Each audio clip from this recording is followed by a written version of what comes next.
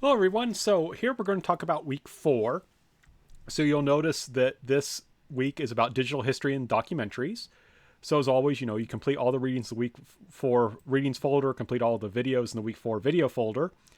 Just like last week, there is a assignment due on Tuesday. That's the documentary preparation template. It's because you have to make a documentary. And again, there's assignments that have to be due by Sunday, 11:59 p.m.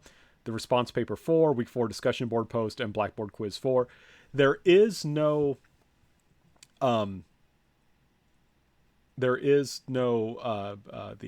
scavenger hunt. There's no scavenger hunt one due this week.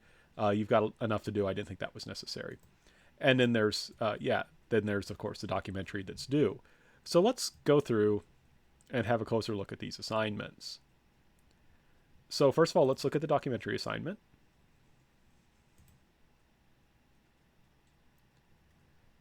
So for this assignment, you'll make your own documentary.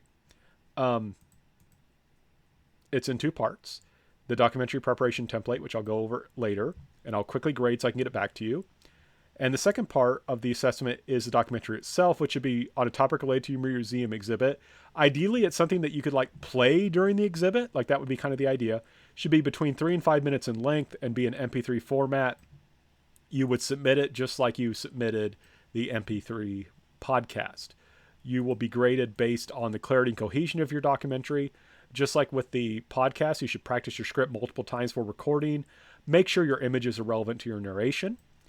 You'll also be graded on the relevancy to your museum exhibit and the quality of the information interpretation you deliver. And it should include the following elements. Missing elements result in a penalty. You should have an introduction with a title screen. Music is encouraged but not required. If you do include it, make sure to follow the rules as described with podcasting. You need narration, meaning if you collected to images that are made dynamic by the use of pans and zooms. There is a documentary, how to make a documentary video I made that explains how to do this. You need transitions between the images, and again, that documentary explains or that video explains how to do that. And then you need a final credit screen. In terms of software, I would recommend that you use Shotcut. It's free. Other software is acceptable, but I only provide tutorials for Shotcut, and I can give you some technical assistance, but especially if you use something on Shotcut, there's just not a lot I can do. I taught myself using YouTube and Google. An important part of going to college is learning to be a self-learner. So that's something you can do if necessary. If you're really having a hard time, let me know, but a lot of the work you'll need to do yourself. Please note that you have to abide by relevant laws regarding photos, which are discussed in the Making History documentary videos. The same is true of music, and just go back to what I talked about with podcasting last week. So let's go and have a look at what else we have to do. So there's a documentary preparation template. So let me open that up and we'll have a look there. So for the template, you need to talk about what topic your documentary will be on. It's okay if it's similar to your podcast. How is it relevant to your museum project? What your big idea is, and it's okay if all this stuff is similar. Then you need to provide a storyboard script of your podcast. To do this, you need to have at least 5 headings, one for each segment. It's good to think about one PowerPoint slide is equivalent to a section, right? Beneath each heading, you should have the narration that will accompany your documentary. In total, your script should be 800 to 1,000 words in length. So to give you an idea, I made one myself. So you can kind of see what this would look like. So you would copy paste something like this in. So what I did, and mine's much longer, because I was just experimenting, it came out longer. And I was like, I don't want to make students make something this long, it's too long. But basically, with each one of these is a picture. The atomic bomb is dropped, then a different picture of the atomic bomb being dropped, this exploding over the cathedral. And notice each one of these headings is kind of a description of what's going on, and then here's the narration. So I read this while this image is portrayed. I read this while this image is portrayed or presented. That's what a storyboard is. And that's what you need to copy paste into this preparation template. You type it up. That's going to be the script that you read during your documentary. And just to give you an idea, so you can see here, it's basically, there's my credits. There's where have the picture of the atomic bomb, cathedral. You can see the connection here. And this just helps me think about what I'm going to talk about when I've got the images connected with the narration. It helps me to think about it when you're making your documentary. So basically you can just look and see how I did things. That'll give you an idea of how you can proceed. You don't have to do exactly what I say though, or do exactly what I did here. We'll come back to the response paper, but let's look at the museum project first. So you also need to talk about a primary source in your museum project. So for this, you find online, and usually it is fine to look online to find a primary source. That's okay. But you would provide the information about the primary source, explain what you learned about this source, and provide the actual text from the primary source to be part of your museum exhibit. So you have to actually include something that someone said or wrote during this time period about your museum exhibit, right? That needs to be there. You need to get used to using primary sources. So let's now look at the response paper.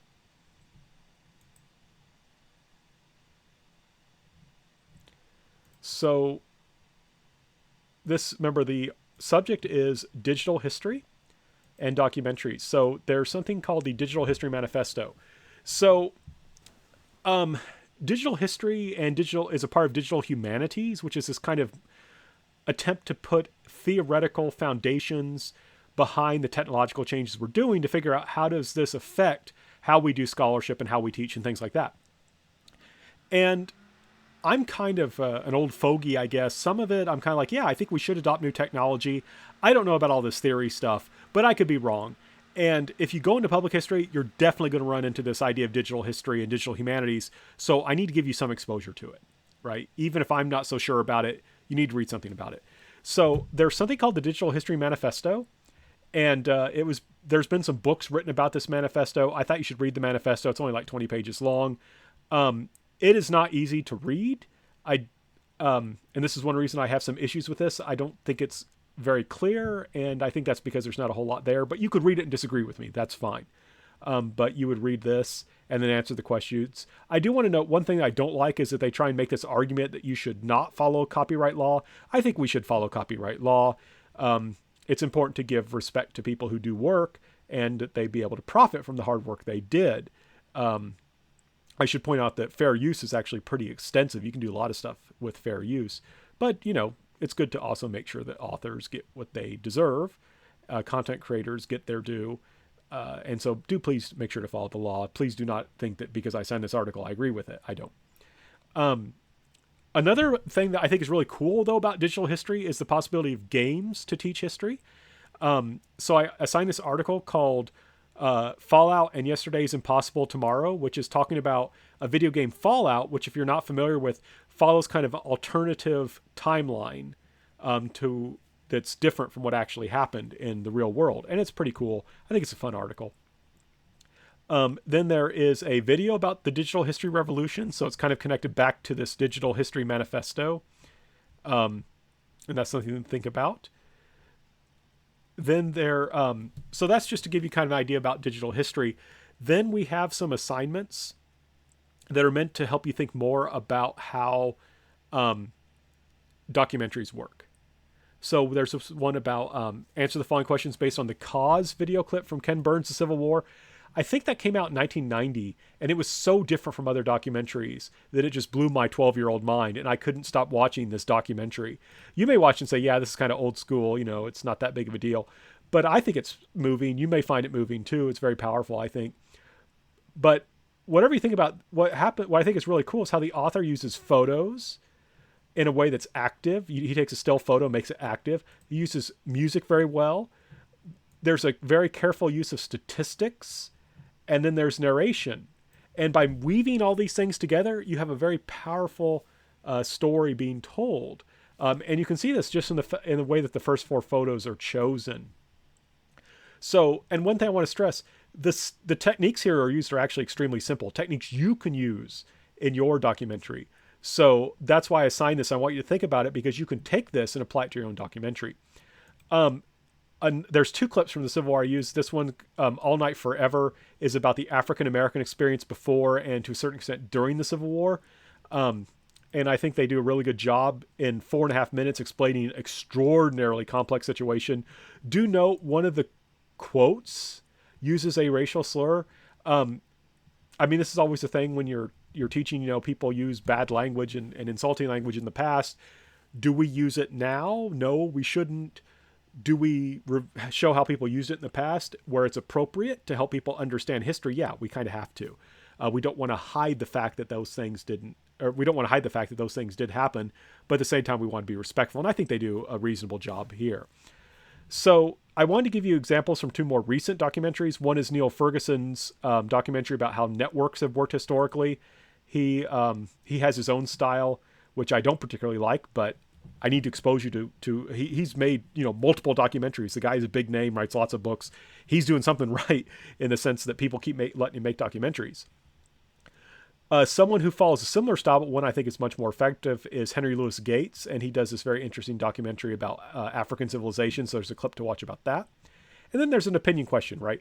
Which do you think is most effective in terms of good documentaries and why? So the next three questions, 9, 10, and 11, are similar to the podcast channel from the previous week in that you get to choose like a particular episode. And I had them designed like thematically in terms of their presentation. So you can kind of think when you make your own documentary, how do you want to present it? So Extra History and Military History Visualized, those are channels. So you go to that YouTube channel, and I've got the links in Blackboard, and you would watch a video from there. Usually they're just 10 to 20 minutes long, not long. And they usually are simple images, still images with narration. And I think they're very effective. So it shows how you can do something really simple, but do make good things. History Matters, Kings and Generals, or Simple History have simple animations. So I wanted you to choose an episode from one of those channels that you find interesting, answer the question, and then choose an episode from the Cold War, Time Goes History, The Armchair Historian, or Getting Dressed. These three focus on a narrator who's talking, but then they have sometimes voiceover. So it's another theme, but it's good. Getting Dressed is more active. There's no like kind of maps or films or anything like that. It's just someone literally getting dressed from an old time period, like the 13th century. The 18th century is really cool because it's like this British aristocrat who's extraordinarily arrogant. Like, it's really funny. But I wanted to include that just to show you how active you could be with these things. Then the next is there's two like how-to videos that I made. One is called Editing with Shotcut, that tells you how to edit with Shotcut. And the other is how to make a history documentary. So you just need to explain in your own words kind of what went on in these videos. Then you would watch the documentary I made to see how I did it and what, an amateur like me can do. And I'm sure you can do something better. But you would answer the questions based on that. And then, so remember how we had that article about Fallout? Well, one thing online, if you're a gamer, and I game sometimes, play with my kids, it's a lot of fun. I gamed in college. People do things called Let's Play, where they basically record themselves playing a video game. And there's a guy who runs a channel called Many a True Nerd, which looks a lot of times at historical gaming. And I gave you some links to some of this guy's historical games that he does, and he uses the game to talk about history, and he interacts with it historically. And I think it's a cool way to learn about history. So I wanted you to look at those. So you just choose one of those and watch it. There is some bad language. He doesn't swear a whole lot, but he occasionally does. So just keep that in mind. So let's go back now and look at I do want to show you very briefly how the videos are arranged.